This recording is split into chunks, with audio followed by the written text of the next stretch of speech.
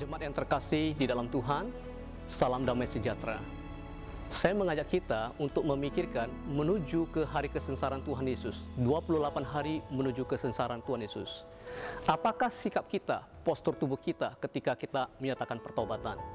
Mari saya mengajak kita membaca satu bagian firman Tuhan yang diambil dari Injil Lukas, pasal yang ke-18 ayat 9 hingga yang ke-14. Saya akan bacakan buat kita semua. Dan kepada beberapa orang yang menganggap dirinya benar dan memandang rendah semua orang lain, Yesus mengatakan perumpamaan ini. Ada dua orang pergi ke bait Allah untuk berdoa, yang seorang adalah Farisi dan yang lain pemungut cukai. Orang Farisi ini berdiri dan berdoa dalam hatinya begini, "Ya Allah, aku mengucap syukur kepadamu karena aku tidak sama seperti semua orang lain, bukan perampok, bukan orang lalim, bukan pezina, dan bukan juga seperti pemungut cukai ini. Aku berpuasa 2 kali seminggu, aku memberikan 1/10 dari segala penghasilanku."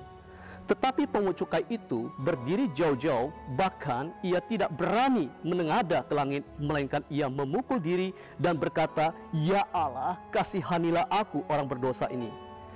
Aku berkata kepadamu, orang ini pulang ke rumahnya sebagai orang yang dibenarkan Allah, dan orang lain itu tidak. Sebab barang siapa meninggikan diri, ia akan direndahkan, dan barang siapa merendahkan diri, ia akan ditinggikan.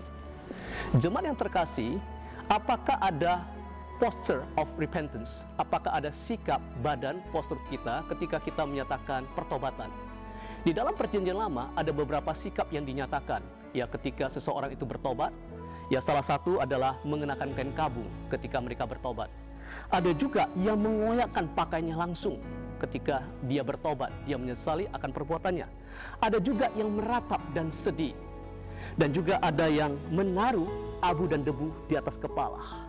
Dan bahkan ada yang berguling-guling di atas tanah yang penuh dengan debu dan abu.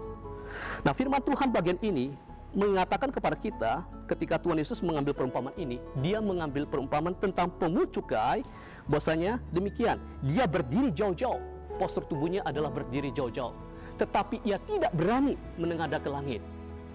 Dan dikatakan, ia bahkan memukul dirinya sendiri.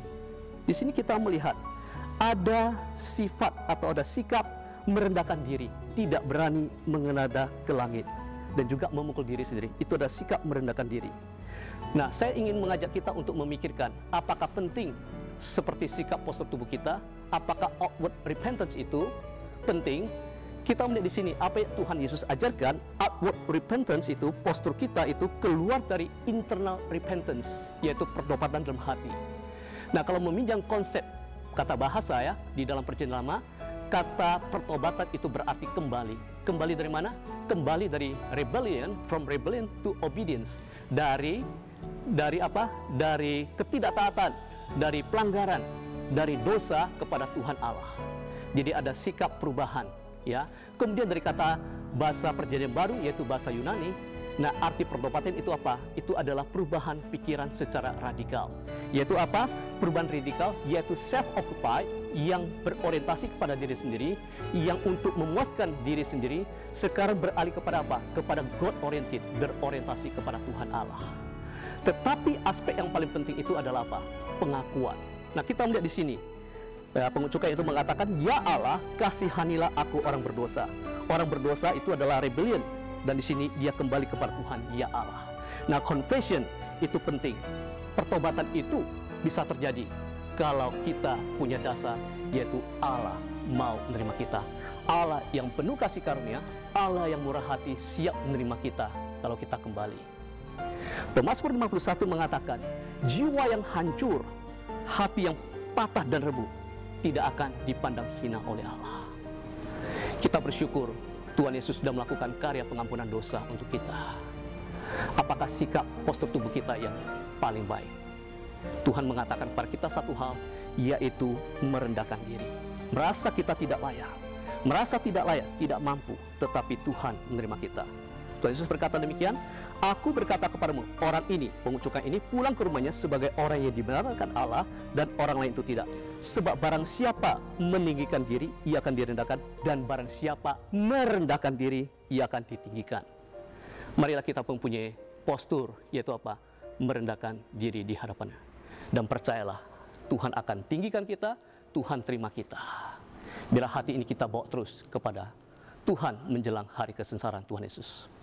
Mari kita masuk di dalam doa. Bapa di surga, kami bersyukur kepada Tuhan karena Engkau mengajarkan kepada kami bagaimana kami harus merendahkan diri di hadapan Tuhan. Kami menerima pengampunan dan kami tahu kami dikasihi, kami disayangi, dan kami menerima pengampunan. Berikan kepada kami hati yang selalu mau bertobat, hati yang selalu merendahkan diri di hadapan Engkau Allah yang Maha Kuasa.